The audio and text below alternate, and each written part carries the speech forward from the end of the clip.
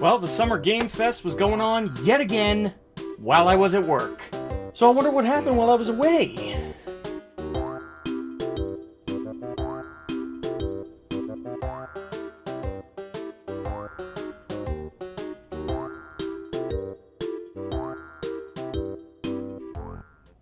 What? So why'd you leave Boston? I've been on quite the adventure, little brother. I reckon it's got something to do with that girl. It's got everything to do with that little girl.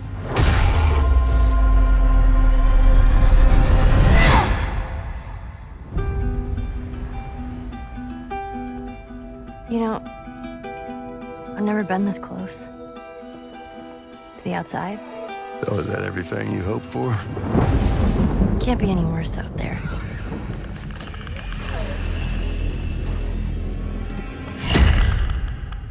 Can it? Once upon a time, I had somebody that I cared about. And in this world, that's good for one thing. Get you killed. I can take care of myself. How many close calls have we had? I get into trouble down there. You make every shot count. I got this.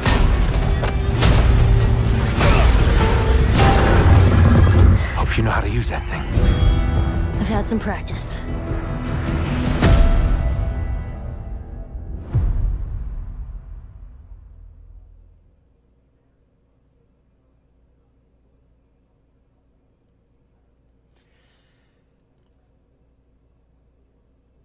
I don't get it. The Last of Us Part 1! Announced for PS5 and PC. PlayStation 5 version due out on September 2nd. Publisher Sony Interactive and developer Naughty Dog have announced The Last of Us Part 1. A remake!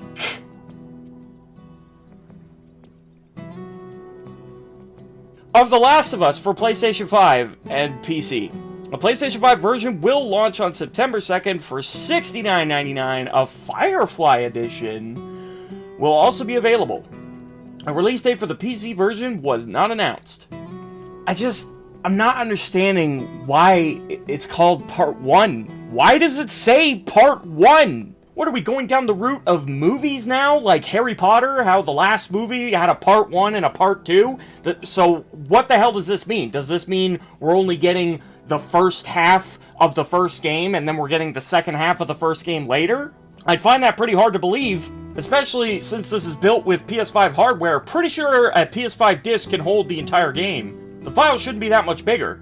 So Part 1, is that insinuating that we're going to be getting a Part 2? Which, what the hell would that mean? Would that be the sequel, which came out only a couple years ago? So I don't really see why the sequel even needs a remake, or a remaster for that matter. Why? Why does it say Part 1? It's just so confusing. No remake of a game I have ever played ever did anything like this. When Final Fantasy VII Remake came out, did that say Part 1, even though we know it's gonna have a Part 2? It still didn't say Part 1. So why the fuck does this say Part 1? What does this mean? I just don't get it. It's just so strangely confusing for no reason.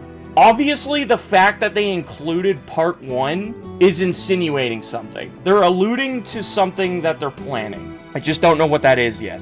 The Last of Us released almost a decade ago on the PlayStation 3 console, and it's left an indelible mark on our studio. Joel and Ellie's story continues to be powerfully evocative with players worldwide, and we're humbled these characters continue to leave an impression. With leaps in technology and hardware that allows us to push the limits of the visual fidelity and interactivity, we're thrilled to announce this complete remake of The Last of Us, releasing September 2nd, 2022 for the PlayStation 5 console and in development for PC. We've implemented modernized gameplay, improved controls, and expanded accessibility options in this single-player experience to allow even more individuals to enjoy the game. Effects, exploration, and combat have all been enhanced, leveraging the PlayStation 5's powerful hardware. We also implemented 3D audio haptics and adaptive triggers. Both returning fans and new players alike will have the opportunity to experience both The Last of Us Part 1 and its prequel story Left Behind in a whole new way. So you can see here some of the graphical differences between the two versions. I mean, it's crazy to think that The Last of Us is nearly a decade old, because it certainly doesn't feel like it. I don't know if it's just me, but The Last of Us 1 does not feel like an old game in any regard. I mean, maybe you could argue the gameplay is old. Maybe that feels slightly dated to today's standards, but everything else from, like, the sound, the voice acting, the story, the graphics, I mean, everything is up to snuff. The Last of Us 1 still very much feels like a modern game to me, at least in my opinion. And when they say remake, there's a big difference between a remaster and a remake, and not everyone knows this. A remaster is usually limited to strictly graphical enhancements. That's usually all they do with the upgrade, and maybe some minor quality of life changes for the game itself, depending on if the game needed them or not. Usually it's just a graphical thing. With a remake, a lot can change. A remake could be a dramatic change from the original, or it could be a minor change. It depends on the remake. You know, you have remakes like Final Fantasy VII, which doesn't even resemble the original game. It's a completely different genre of game. Sure, the game takes place in the same world with the same characters, but it's not the same story, dialogue is different, gameplay is different, almost everything is different in that remake. So remakes can tend to get very creatively adventurous in how much that they actually change from the original. And you see this in remakes quite often, actually. But no, see, these are very, very minor changes. Like, I do agree that the graphics do look better on this new, enhanced, built from the ground up version. Yes, it does look better. I'm not gonna dispute that, but it's so minor. Like, this strikes me way more as a remaster rather than a remake. I mean, you can see, like, almost a facial structure difference in Ellie. That would require a remake, not simply a remaster. Actually, you know what? Fuck that! I'm eating my own words, because, Spider-Man, that got remastered, the one for PS4, and they completely changed how Peter Parker looked in the remaster as opposed to the original. And might I say they made him look 1,000% worse than he did. I don't know what they were thinking.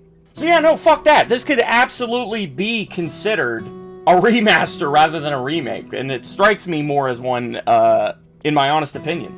One thing I did find very interesting in this announcement is this part right here. We've implemented modernized gameplay, improved controls, and expanded accessibility options in the single-player experience, allowing even more individuals to enjoy the game. Effects, exploration, and combat have all been enhanced, leveraging the PlayStation 5's powerful hardware. This is pretty exciting. This is pretty interesting. To anyone who was a huge fan of the original, which there are many, in case you didn't know what planet you were on. See, when I read this, I immediately think of The Last of Us 2. Say what you want about that game, it may not have improved in the story department, but gameplay was irrefutably better than the first game. They added so much more to the second game's combat and what you can do, more stealth options, more gameplay mechanics. It was pretty cool, actually. Gameplay certainly wasn't something that was bringing it down. And I just think to myself, you know, because the gameplay is just the first game's, but just better. And if they were to take that, because it's definitely more modernized, cut and paste straight out of Last of Us 2, and put it in the first game, that's actually pretty exciting. That's pretty sick. That definitely gives both new and old players a reason to come back and play this game, or try it for the first time if they hadn't already. I honestly really don't see this as a bad thing. In fact, I honestly wish more games would do this. This is kind of cool. And this sort of thing is definitely more normalized in the modern world of gaming now, especially when you consider the fact that whenever a game comes out on day one, brand new release, 90% of the time you're looking at an unfinished game. You know, games always have to go through all these trials over time, like getting all these patch updates that add new gameplay mechanics and settings to the game, bug fixes in case there's any major problems or glitches with the game, DLC, stuff that's just adding new content to the game. Honestly, it's pretty hilarious that we live in a world where it is almost always, in every scenario, better to wait for a game to be completely finished, receiving all its updates, go down in price.